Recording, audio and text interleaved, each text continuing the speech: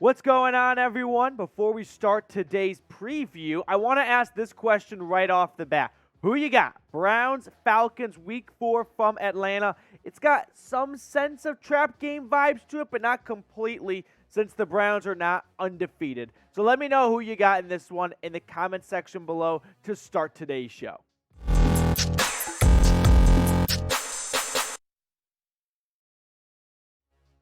Welcome into the 2-1 Cleveland Browns report. Matthew Peterson here, getting you guys ready for Browns Falcons Week 4. Now, some people are going to call cap on me. Some people right off the bat are going to bring up some old receipts and go, hey, didn't you say the Browns were going to lose to the Falcons in Week 4? And I will own up to that somewhat, but I did say only if the Browns started off 3-0, maybe they overlooked this game.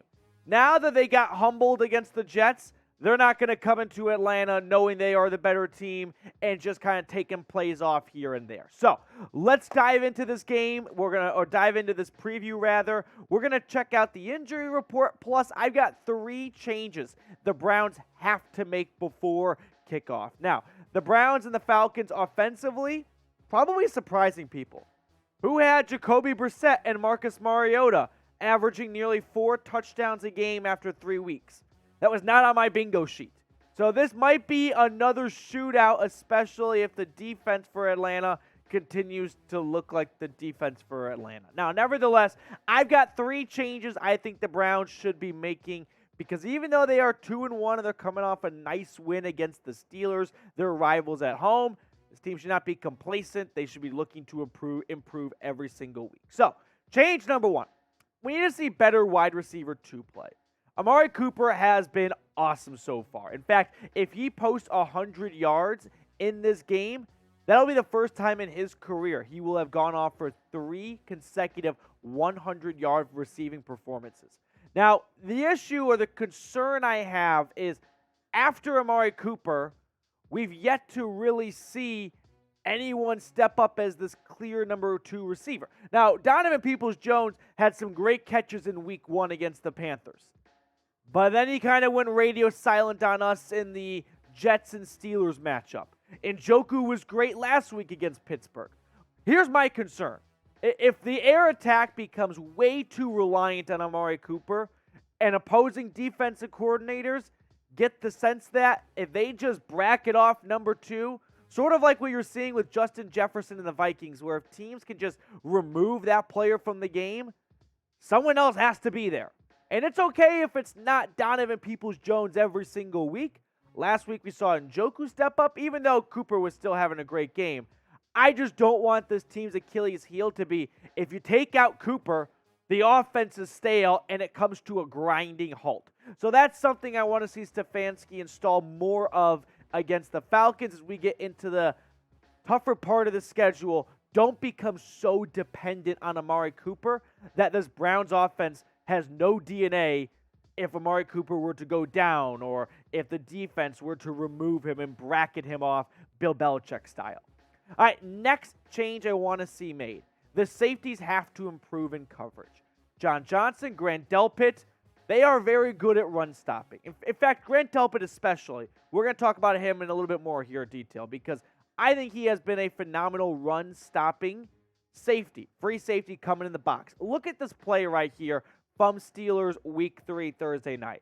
There's Grant Delpit, yellow circle around him, standing 7 yards off the line of scrimmage, okay? He's going to drop into the box, and Delpit, from his days in Baton Rouge, has always been a threat to the run game. Look who ends up making the tackle now on this play. It's Grant Delpit just blowing up Najee Harris. This is what we've seen time and time again, is that he is awesome in run coverage. It's pass coverage where we have concerns. Dial back the tape to the Jets game. Not only was the Corey Davis completely blown coverage an absolute headache, but what about this touchdown earlier in the game where you've got 3 Cleveland Browns players on 1 New York Jet, and that leaves Michael Carter wide open in the flat. Delpit in this safety room has to be better in coverage. They have to be better in their assignments and knowing their responsibilities. PFF, love them or hate them, here's what they have for John Johnson and Grant Delpit so far. Overall grades, not very appealing, especially for Delpit. John Johnson's ranking 29 out of 75. I like to see that. Delpit improved a ton from week 2 into week 3. The run defense we know is there, 71 overall grade. That is very good to see for a safety. But you're a safety.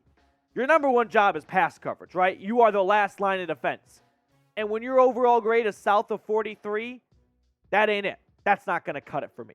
All right, we're going to get to more changes I want to see the Browns make in just a moment. But here at Chat Sports, we are all about competition, and we are going to go head-to-head with our Falcons Today channel, and I want to blow them out of the water in subscribers. We've got a healthy lead right now, but let's bury the Falcons before kickoff here at Chat Sports. I don't want to jinx it. YouTube faxes me, and believe me, I know, a subscriber count every single week. Don't be the guy that's not on that list, and then you hate yourself at your own watch party come halftime if the Browns are trailing. Knock on wood, that's not going to happen. So hit that big red button and subscribe. Next change I would like to see made. Respect mobile quarterbacks. Mitch Trubisky is not well known as a mobile QB. No one thinks of running Mitch when you think of him.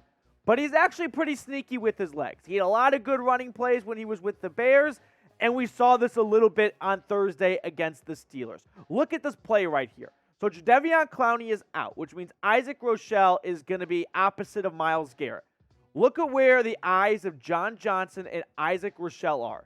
They are looking at number 22, Najee Harris, which makes a little bit of sense because Harris is a very established running back, even in his second season. But it's going to be a QB keeper right here. Trubisky has the option. He's going to look at the defensive end. Does the defensive end crash? If yes, tuck it and run. Or does he stay home and respect the quarterback? Why I bring this up? If you thought Trubisky could run, Mariota's even better with his legs. And you're going to see, well, you better believe that the Falcons are looking at that on tape and go, all right, if Isaac Rochelle wants to crash on every single QB option, every read option, then we'll just have Mariota hold on to the football and tuck it and run. So this has to be a play. I mean, Mariota, for example, went off for 70 rushing yards in week 1 against the Saints. They've dialed that back in the next 2 weeks, but he is always a threat with his legs. And so if Jadeveon Clowney, and let's look at the injuries right now, is unable to go this Sunday, by the way, Clowney, one of the best defensive ends in terms of stopping the run, reading the quarterback. That's what his bread and butter really is diagnosing plays and then using his athleticism to make a play on the football. So if Isaac Rochelle or Alex Wright is on there, they have to do a better job of respecting mobile quarterbacks like Mariota this week. Let's talk about the injuries really quickly. Anthony Walker, he's on IR. We know this. JOK and Taven Bryan, they were on the sideline today working out with the bikes. Joel Bitonio still dealing with that bicep injury. I expect him to be a go. He was able to play in week 3. Clowney, this one seems a little bit like a stretch right now. Ankle injuries, you know how it goes. You don't want to play with an ankle injury. So hopefully Jeremiah Owusu-Koramoah will be able to go. The MRIs came back and they were good and optimistic about his future.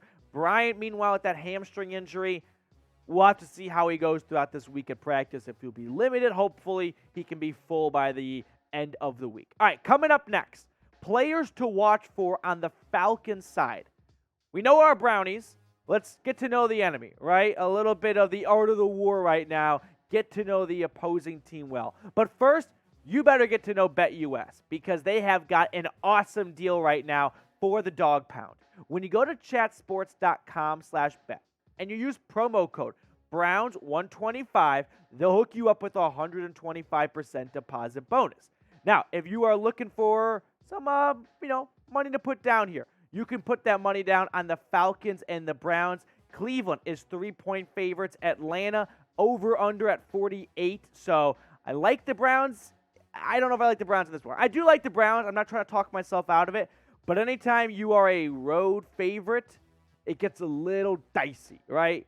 It's just not something you want to jump in bed with. But there's plenty of other games to bet on over at BetUS. So let's talk about the Atlanta Falcons now. What do they want to do on offense? Hopefully get these guys the football. That has been what Dirty Bird fans have been crying out loud for is feed Kyle Pitts and Drake London the football. Pitts, who had 0 targets in week 2, had a nice bounce-back game in week 3 against the Seahawks. Their offense is sort of fantasy football. It's just 3 big names: Drake London, Kyle Pitts, and then running back Cordero Patterson. If they can get these guys going, they're going to put up points. Now, their defense doesn't have many playmakers. They don't have many guys who can come up and make huge stops for them. Grady Jarrett is one of the better interior defensive linemen. A.J. Terrell is a great corner. And that's about it.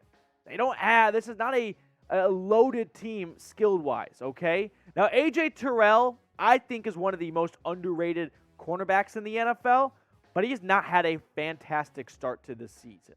Teams either avoid him altogether or target him, and then he lets up some plays. I don't want to say it's like Denzel Ward because they're not similar corners, but I do think there is something to A.J. Terrell has the ability to snap out of the funk he's gotten himself into this season and really make life difficult for Amari Cooper. Currently ranked by Pro Football Focus as the 51st best cornerback, I'm willing to wager he's going to end the season higher up than that, closer to 1, and I'm hoping he doesn't start that campaign in week 4 against the Browns. All right, before we get you guys out of here to enjoy your week and get ready for Sunday and whatnot, what has been the biggest surprise so far? It can be good or bad. I kind of want to leave this open-ended for everyone watching right now. Is it the interior defensive line has not been a basket case? Has it been Amari Cooper has looked better than we all thought he would? Or is it the easy one, Jacoby Brissett is a future Hall of Fame quarterback? The way he's playing right now, you might as well get the bust ready in Canton. Just start doing the measurements on the face because that stuff takes time. You don't want to botch it. You don't want it to be like a Cristiano Ronaldo coming out thing. So let me know your biggest surprise so far. And hey, if you have not followed me on Twitter just yet, make sure you do so at Matthew Petey. That link's in the comments and the description of today's show. I'm always tweeting about the Brownies, so if you're looking for another Browns Twitter follower to have, hit me up at Matthew Petey.